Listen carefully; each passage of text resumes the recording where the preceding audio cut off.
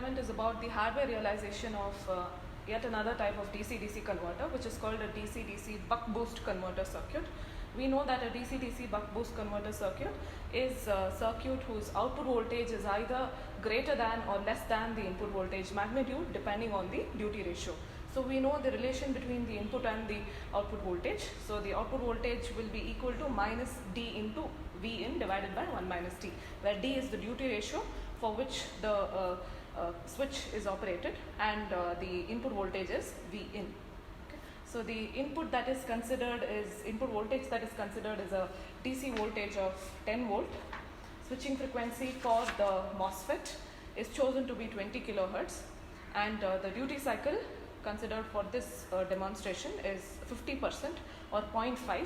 So using the relation for V out and V in for a buck boost converter circuit, we get the output voltage to be equal to minus 10 volt for a 10 volt input voltage.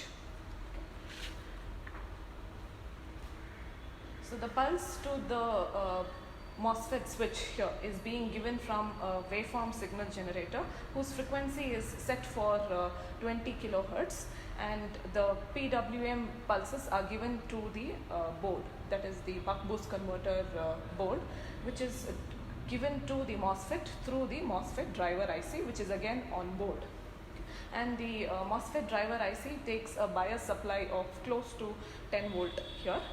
And you can see that a 10 volt DC input voltage is being applied to the input of the DC-DC buck boost converter circuit.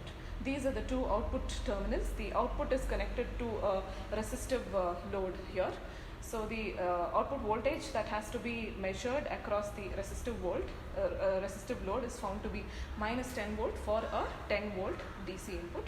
And the PWM waveforms are also captured on the digital storage oscilloscope, where we can see that the pulse width modulated signal, the PWM pulse, has a duty ratio of 50% and the frequency is recorded to be 20 kilohertz. So the aim of this experiment was to prove that the output voltage of this DC-DC buck boost converter circuit is either greater than or less than the input voltage based on the duty ratio. Since the duty ratio is fixed here to be 0.5 or 50%, we are getting a minus 10 volt DC at the output for a 10 volt input.